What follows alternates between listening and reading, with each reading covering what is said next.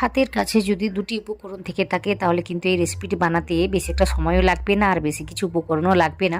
খুব সহজেই এটা তৈরি করা যায়। এটা বানিয়ে না বাচ্চাদের টিফিনেও দিতে পারেন বা নিজেরা চায়ের সঙ্গেও খেতে পারেন। কোনো রকম বেকিং সোডা পাউডার বা ইনো ছাড়াই এই রেসিপিটি বানিয়েছি। তাও দেখুন কতটা সুন্দরভাবে এটা তৈরি হয়েছে, ভীষণই ফোলা ফোলাভাবে তৈরি হয়েছে, সফট হয়েছে, ক্রিস্পি হয়েছে, খেতে কিন্তু ভীষণই সুস্বাদু হয়েছে। তো আশা করি আপনাদের রেসিপিটি ভালো লাগবে। যদি ভালো লেগে থাকে তাহলে আমার ভিডিওতে একটা লাইক দিয়ে চ্যানেলটিকে সাবস্ক্রাইব করতে ভুলবেন না। আর পাশে থাকা যে বেল আইকনটা থাকবে ওটাতে প্রেস করতেও ভুলবেন না। নিচে কমেন্ট করে জানাবেন রেসিপিটি কেমন হয়েছে। তো সবার প্রথমে নমস্কার, কেমন আছেন সবাই? আশা করি ভালো আছেন। শুভ শান্তি ব্লগে আপনাদের সবাইকে স্বাগত জানাই। আমি শান্তি। তো এমনই সুস্বাদু রেসিপিটিকে বানিয়ে নেওয়ার জন্য আমি কি করেছিলাম, আগে থেকে 1 কাপ চাল ভিজিয়ে রেখে দিয়েছিলাম। ওই যা সময়টা লেগেছে মোটামুটি। তো এইভাবে ভিজিয়ে রেখে দিলে কিন্তু যখন তখন আপনি এই রেসিপিটি সহজেই বানাতে পারবেন, বেশি একটা সময় লাগবে না। তো 2-3 ঘন্টা ধরে কিন্তু ভিজিয়ে রেখে দিতে হবে। তারপর এইভাবে একটা জারে নিয়ে মোটামুটি ঘুরিয়ে নিতে হবে একদম স্মুথ করে। তো তার আগে আমি কী করেছি, 2-3 চামচের মতো জলটাকে দিয়েছি, দিয়ে সুন্দর করে একটা পেস্ট বানিয়ে নিয়েছি। বেশি কিন্তু জল দেওয়া যাবে না। তো দেখতেই পাচ্ছেন একদম স্মুথ করে কাজটিকে করে নিয়েছি। যতটা লাগবে ততটা দিতে হবে, জলের কথাই আমি বলছি। তো একদম ঘন করে কাজটি করলে তখন কিন্তু জিনিসটা শক্ত শক্ত হয়ে যাবে। তো মোটামুটি এইভাবে কাজটি করে নিয়েছি। করে নেওয়ার পর আগে থেকে আলুটাকে সিদ্ধ করে রেখেছিলাম। তো আমি কি বলবো, মিডিয়াম সাইজের 4টি আলু নিয়েছি। নিয়ে এইভাবে একটু ম্যাশ করে দিচ্ছি। দেওয়ার পর একই সঙ্গে ঘুরিয়ে নেব। একটু সময় নিয়ে ঘুরিয়ে নিলেই কিন্তু একদম স্মুথ করে কাজটি করে নেওয়া যায়। তো আপনাদের আমি দেখিয়ে দেবো কীভাবে কাজটি হয়েছে। কোনো রকম যেন না গুটলি পাকিয়ে থাকে বা গোটা গোটা থেকে যায়। তো আশা করি সব কিছুই বুঝতে পারছেন যেটা আমি বলতে চাইছি। তো একদম দেখিয়ে দিচ্ছি কীভাবে জিনিসটাকে তৈরি করে নিতে হবে। তো আলাদা একটা পাত্রে নিয়ে তারপর দেখাচ্ছি কেমন হয়েছে জিনিসটা। তো আলাদা করেও বেটে নিতে পারেন। আমি একসঙ্গে দিয়ে কাজটি করেছি, এতে করে সময়টা অনেকটা কমই লাগবে, তাই এইভাবে আমি কাজটি করেছি। এই রেসিপিটি বানাতে গেলে কিন্তু সেভাবে কিছু মশলাপাতি লাগে না, শুধুমাত্র এই চাল আলুটা থাকলেই কিন্তু হয়ে যায়।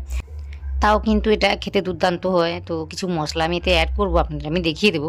তো তার আগে দেখিয়ে দিচ্ছি কতটা সুন্দরভাবে আমি কাজটি করেছি। এইভাবে কিন্তু স্মুথ করে কাজটিকে করে নিতে হবে। এরপর কিন্তু আর কোনো রকমভাবে আমি জলটাকে অ্যাড করব না। ওই প্রথমেই যে আমি অ্যাড করেছি 3-4 চামচের মতো জলটাকে, তো এরপরে কিন্তু অ্যাড করা যাবে না। তো এখানে আমি ওই পরিমাণটা বুঝে শুনে লবণটাকে দিচ্ছি। তারপর 1 চামচের মতো বা একটু কম গোটা জিরে দিচ্ছি। এই জিরেটা দিলে কিন্তু খেতে বেশ ভালো লাগে, তাই ওটা দেওয়া। আর লঙ্কাটাকে বুঝে শুনে দিতে হবে, যে যতটা পছন্দ করবে ততটাই দিতে হবে। তারপর যেটা দিয়েছি সেটা হলোই 3-4 চামচের মতো ধনেপাতা কুচি। এটা কিন্তু দিতেই হবে। এটা যদি না থাকে তাহলে একটু কারি পাতাও দেওয়া যায়। তো আমার কাছে ছিল বলে আমি অনেকটাই দিয়েছি। দিয়ে না এইভাবে মোটামুটি একটু সময় নিয়ে মাখিয়ে নিচ্ছি। দেখতেই পাচ্ছেন এইভাবে কাজটিকে করে নিতে হবে। 2-3 মিনিট কিন্তু সময়টাকে নিয়ে এইভাবে কাজটিকে করলে তাহলে আর বেকিং সোডা পাউডার বা কিছুই লাগবে না। তাছাড়া এর মধ্যে আমি আলুটাকে দিয়েছি, যার কারণে জিনিসটা ভীষণই সফট থাকবে। জিনিসটা একদম ভেতর থেকে খেতে ভালো লাগবে। তো বাইরে থেকে ক্রিস্পি এবং ভেতর থেকে বেশ সফট থাকবে, খেতে বেশ ভালো লাগবে। তো মোটামুটি 2-3 মিনিট ধরে কিন্তু এইভাবে আমি কাজটি করে নিয়েছি। আর অনেকটা হালকা হয়ে গিয়েছে বা পাতলা পাতলা দেখাচ্ছে।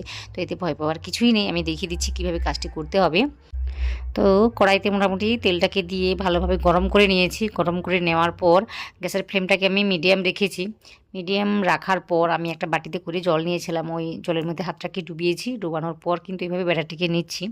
নিয়ে না সহজেই এইভাবে দিতে পারছি। মোটামুটি যদি বেশি পাতলা হয়ে যায় তখন কিন্তু একটু জলের মধ্যে হাতটাকে ডুবিয়ে এইভাবে ছেড়ে দিলে কিন্তু সহজেই কাজটি করা যায়। তাই এইভাবে করা।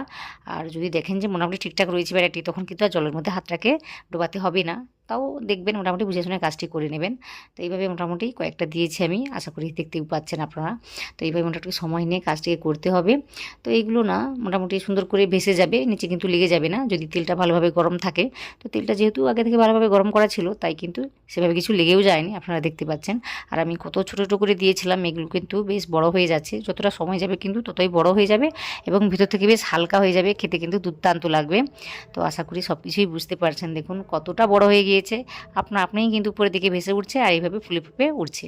তো দেখুন শেপটা কত সুন্দর দেখতে লাগছে। ঠিক এইভাবে কিন্তু হয়ে যাবে।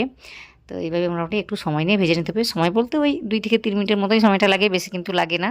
এই সময়ের মধ্যেই কিন্তু মোটামুটি ভাজাটা হয়ে যায়। তো গ্যাসের ফ্লেমটা কিন্তু এই সময় আমি মিডিয়াম রেখেছি। মিডিয়াম রেখে এভাবে ভেজে নিয়েছি। দেখুন কতটা সুন্দরভাবে তৈরি হয়েছে। তো কালারটিকে যেভাবে রাখতে চান ঠিক সেভাবেই কাজটিকে করে নেবেন। তো এইভাবেই আমি রেখেছি। তারপর না এই যে আমি ভেজে নিলাম, এখন কিন্তু তেলটা বেশ গরম রয়েছে।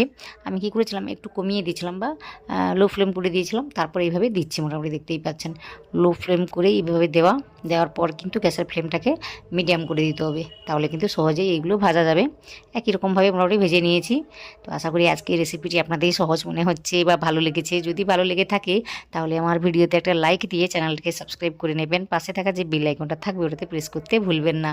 যদি এইরকম কোনো রেসিপি দেখতে চান তাহলে কিন্তু কমেন্ট করে জানাবেন। আপনাদের কমেন্টের আশায় থাকি, তো অবশ্যই একটা কমেন্ট করে জানাবেন।